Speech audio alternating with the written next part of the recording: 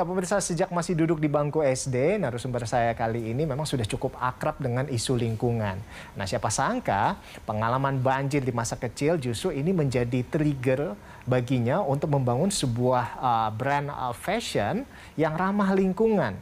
Nah, dan ini juga yang kemudian membawanya hingga ke panggung internasional. Apa yang dilakukan? Bagaimana ceritanya? Kita simak di sini di People and Inspiration bersama Fania Santoso.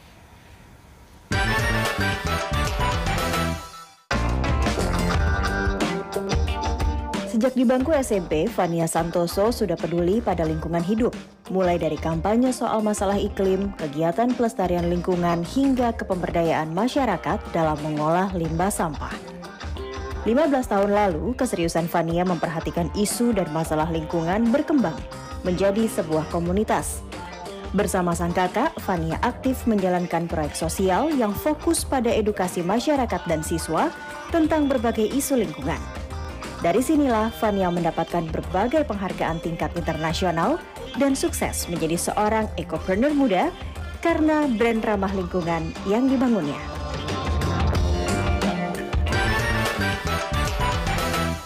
Iya, pemirsa, ini dia narasumber saya kali ini, Fania Santoso. Halo Fania, apa kabar? Halo, kabar baik. Wah, apa kabar juga?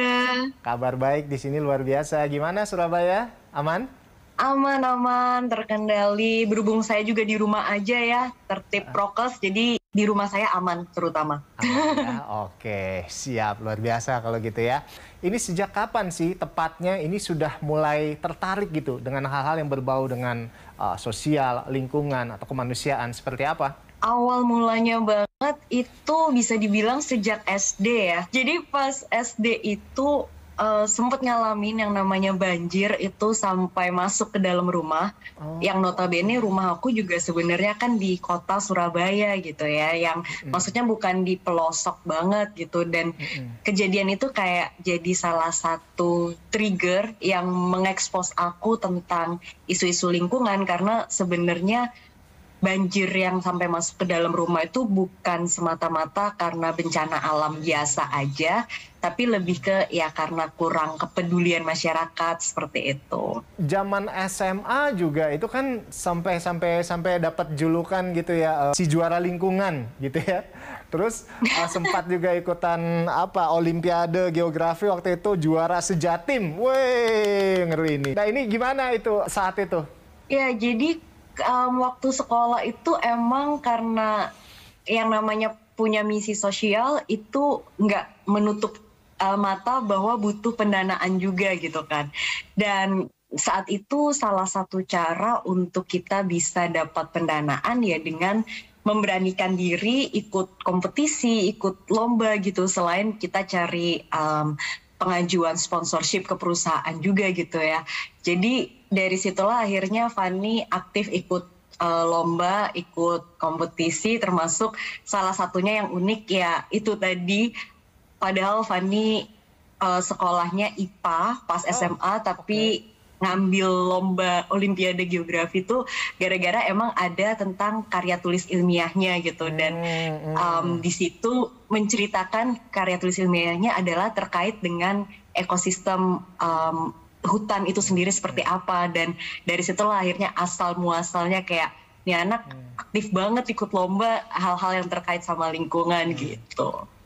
Tapi kalau dari keluarga sendiri, ini ada nggak sih yang memang ngajakin Fania gitu untuk concern yuk dengan lingkungan gitu ya? Nah, ini seperti apa peran keluarga sejauh ini? Ya, kalau Fani bisa bilang sih emang kalau dari keluarga itu sendiri, kayak dari papa itu hobi berkebun, terus mama juga ada ngerawat binatang peliharaan. Jadi hal-hal sederhana kayak gitu yang kayak istilahnya jadi menanamkan juga kesadaran pentingnya ngejaga sesama makhluk hidup.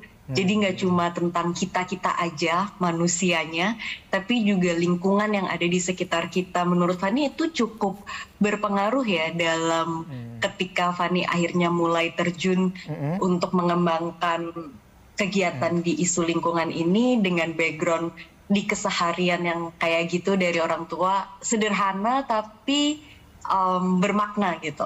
Bisa dibilang bahwa Fania ini adalah seorang perempuan yang ambisius nggak sih? Ini kan kita lihat ini bahkan sampai masuk di majalah bisnis Amerika gitu ya, 30 Under 30 gitu. Nah, tahun lalu ya 2021 begitu ya. Nah ini gimana ini? Iya benar-benar di Forbes Indonesia. Jadi cukup ambisius ya.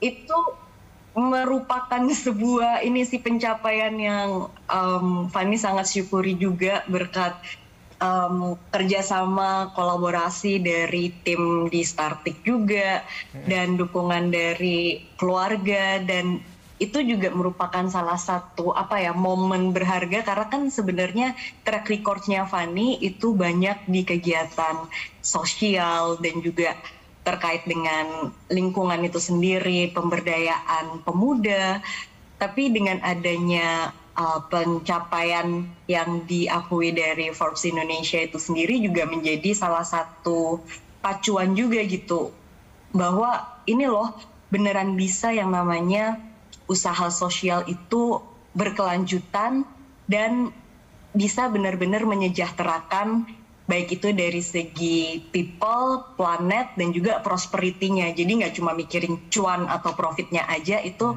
ternyata bisa kayak gitu. Wah, ini keren banget. Yes. Memang dari dulu sebetulnya masih buram gitu ya, pengen jadi apa waktu gedenya gitu ya. Benar. Tapi cita-cita juga masih belum jelas gitu ya. Atau ada cita-cita khusus nggak sih tadi? Cita-cita ganti terus. Dulu waktu kecil bahkan pas masih bocah gitu, kayaknya jadi kasir enak deh, pegang duit terus soalnya. Jadi kasir? Jaga toko maksudnya ya? Jadi, iya, itu kan kayak terima duit terus gitu, kayak wah asik juga ya. Pernah Kayak juga hampir kepikiran semua anak kecil zaman dulu tuh pengen banget jadi polisi gitu ya. Pengen banget jadi dokter gitu. Kalau ditanya cita-cita selalu umum jawabannya kalau nggak polisi dokter. Nah, kalau Fania pengen jadi kasir gitu. Tapi kita lihat luar biasa justru sekarang sudah punya usaha sendiri. Nah, kita bakal ngobrol lebih lanjut lagi pemirsa. Untuk itu tetaplah bersama kami di People and Inspiration. Kami akan segera kembali usai jeda masih bersama dengan Fania Santoso. Kembali lagi di People and Inspiration pemirsa, dan masih bersama dengan Fania Santoso di sini. Ini ada satu peristiwa yang mengubah kehidupan Fania gitu ya, dalam melihat kehidupan dan juga dalam usaha gitu ya. Yaitu adalah banjir. Nah, waktu itu sempat kebanjiran. Nah, tapi kalau nggak kebanjiran, nah ini apakah akan tetap menjadikan Fania seperti sosok yang sekarang ini? Menurut Fani emang di tiap perjalanan selalu ada blessing in disguise gitu ya. Yes. Tentang gimana kita ngelihat tantangan itu ternyata justru mendorong kita untuk jadi lebih baik. Dan kayak emang udah jalannya aja menurut Fani dari Tuhan emang menyiapkan Fani diberi kepercayaan untuk bisa mengatasi masa-masa banjir yang waktu itu kalau inget-inget kita serumah tuh ribet dan ribut. Jadi dalam artian kayak mindah-mindahin barang gitu supaya nggak kebasahan, terus evakuasi juga harus ya, pasang kayu. Iya benar, pasang kayu juga untuk bisa jadi sekat supaya airnya nggak masuk-masuk terus. Jadi hal-hal yang kayak ngeselin itu ternyata justru tangguh gitu istilahnya. Puji Tuhan dari situ ternyata malah kebuka gitu jalannya. Dari awalnya bikin komunitas lingkungan dulu, kecil-kecilan masihan bareng kakak. Dan waktu itu karena Fani masih peralihan SD ke SMP kan di tahun 2005-an gitu. Bahkan anggota awalnya itu justru temen-temennya kakak Fani dulu. Jadi kayak semuanya berjalan benar-benar step by step, dari baby step bahkan tiap langkah kecil yang itu akhirnya bisa terus berkembang sampai saat ini. Gak sulit ya, karena kan kita tahu waktu itu masih kecil banget, masih SD gitu, peralihan SD ke SMP. Bener. Nah itu gimana suka tuh ceritanya juga begitu masuk ke komunitas, ke lingkungan begitu? Kayak bahkan diomongin, udahlah kamu belajar aja dulu, belum kelar kan sekolahnya atau kuliahnya, kayak apa sih? Tapi ada fase-fase penolakan kayak ketika kita bikin sosialisasi itu ngalamin gitu ya? Banget sih fase-fase itu, bener meremehkan juga. Jadi itulah kenapa salah satu motivasi juga kalau tadi disebut sebagai ambisius itu karena kayak emang pengen nunjukin nih bisa berjalan kok, makanya ikutan lomba dengan harapan ketika dapat apresiasi, ketika dipercaya gitu ya. Jadi akhirnya bisa bikin orang-orang tuh lebih percaya juga nih, meskipun emang masih bocah, tapi ini beneran terbukti loh, ini beneran bermanfaat, berdampak gitu. Jadi itu salah satu dorongan juga sebenarnya. Sekalipun ditolak, nah inilah serunya ya, manisnya ditolak gitu membuahkan hasil yang seperti ini. Tapi apa yang membuat Fania ini tetap nggak nyerah gitu? Karena emang lebih ke udah ngerasain manfaatnya juga sih sebenarnya. Jadi ketika Fani awal dulu ngalamin banjir, terus belajar lebih dalam lagi kayak baca-baca di internet, berkesempatan untuk ikut program-program workshop, konferensi. Dari situ kayak makin terbuka pemikirannya dan makin lihat ya isu lingkungan itu beneran penting gitu. Karena lingkungan kita ya hidup kita. Kalau kita pilih untuk nggak peduli lingkungan, ya itu sama artinya dengan kita nggak peduli sama hidup kita, sama masa depan kita gitu kan. Nah, jadi kan gara-gara concern dengan lingkungan ini, peduli terhadap lingkungan ini, yang membawa Fania juga beraksi di panggung PBB, panggung internasional. Ini kalau nggak gara-gara banjir, nggak bakalan kayak gini gitu ya. Dan akhirnya sampai di sana, kompetisi lingkungan yang diadakan oleh PBB di Swedia, ini nggak cuma ngikutin doang, tapi menang. Wah, ini gimana ceritanya ini, Fania? Ya, itu satu pengalaman yang berkesan juga sih. Pas pertama kalinya ikut lomba lingkungan internasional, kayak nothing tulus. Jadi kayak ya udah awalnya submit online. Jadi isi aplikasi, formulir gitu, ceritain tentang proyek kita, judulnya Useful Waste for a Better Future gitu. Jadi di situ kita menceritakan gimana manajemen sampah inovatif itu bisa terlaksana di lingkungan kita, khususnya di Surabaya, dan dari situ bisa bermanfaat juga untuk masyarakat. Jadi waktu itu tahun 2007 itu udah tahun ke-6 atau ke-7 lombanya diadakan, tapi Indonesia tuh belum pernah masuk gitu jadi pemenangnya. Jadi pas diumumin top 15 diberangkatin ke Swedia, itu kayak udah jadi satu berkat tersendiri gitu, kayak ngerasa yes, jalan-jalan gratis kayak gitu, kayak do the best, get the rest, sambil tetap mempersiapkan yang terbaik, tapi nggak terlalu expect yang gimana-gimana, walau ya namanya berharap juga ada lah ya. Puji Tuhan pas diumumin dari iya benar, jadi satu negara satu finalis, dan mereka sistem pengumumannya itu benar-benar kan 15 finalis tuh, itu benar-benar diumumin ya dalam tanda kutip juara keempatnya dulu, alias semua negara selain semacam di idol-idol gitu ya, ada tegang-tegangnya gitu ya. Cedeng gitu bener, ya. Oke, terus ketika satu persatu negara dipanggilin itu kayak ngerasa, aduh jangan aku dulu gitu. Sampai akhirnya ke top 3 dipanggil maju semua 3 negara nih yang belum dipanggil. Untuk akhirnya dibacain lagi dari juara ketiga, juara keduanya, Fani masih ingat itu dari New Zealand. Pas juara kedua disebut, itu kayak ajang-ajang Miss Universe gitu ya, kayak langsung gitu, kayak berasa mahkota udah deket gitu ya.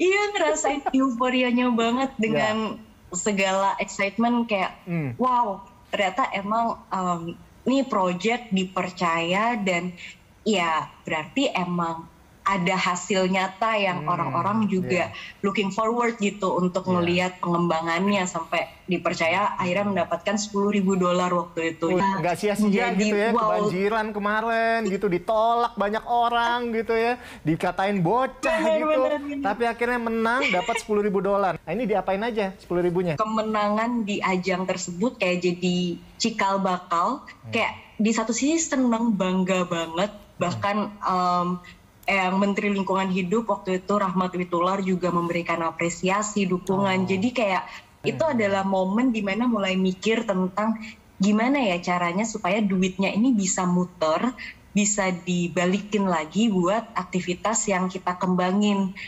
Nah, dari situlah akhirnya mulai memikirkan konsep tentang ecopreneurship empowerment, Dimana di situ mulai mikirin nih gimana dari produk-produk olahan dari sampah atau garage sale atau apapun kegiatan fundraising yang kita lakukan itu benar-benar bisa lebih terstruktur lagi, lebih sistematis dan lebih berkelanjutan. Kita nggak cuma nunggu pendanaan datang dari kalau menang lomba, tapi benar-benar bisa self-sustain kayak gitu. Self-sustain. Nah, jadi sebetulnya ini yang menjadi cikal bakal ya dari Hey Startik begitu ya.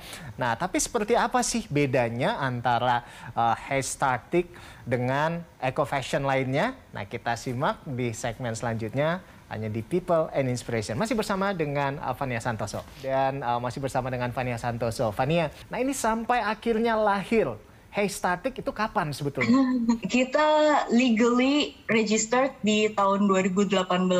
Itu juga menjadi salah satu terobosan juga dari yang awalnya proyek sosial sampai akhirnya bisa berkembang jadi inovasi sosial berbasiskan sociopreneurship gitu ya.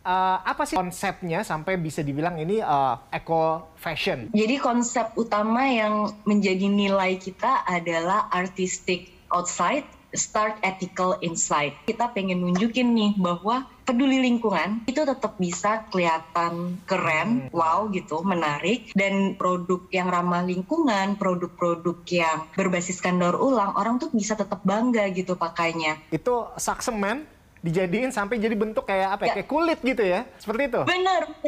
Idenya sebenarnya lebih ke karena emang kita banyak eksplorasi bareng mitra warga binaan kita ya, jadi saling urun rembuk bareng. Salah satunya adalah emang karena kertas semen itu kalau dari segi bahan ya, itu memang ada kandungan plastiknya. Jadi kalau untuk lingkungan, kalau dibakar gitu aja itu berbahaya. Kalau untuk jadi bahan dasar, bahan baku, itu menguntungkan karena kan kuat gitu ya, bawa puluhan kilo semen aja bisa gitu, daripada habis bangun-bangun terus dibuang gitu aja. Jadi akhirnya kita kerja bareng warga, bereksperimen. Tada! Nah, ini yang ada lukisannya juga. Jadi menariknya bahan kertas semen ini ternyata bisa dikreasikan untuk dia jadi ada warnanya, terus juga tetap bisa kita karyakan lagi. Misalnya aja kalau yang ini contohnya itu dia di batik kayak yang ini nih.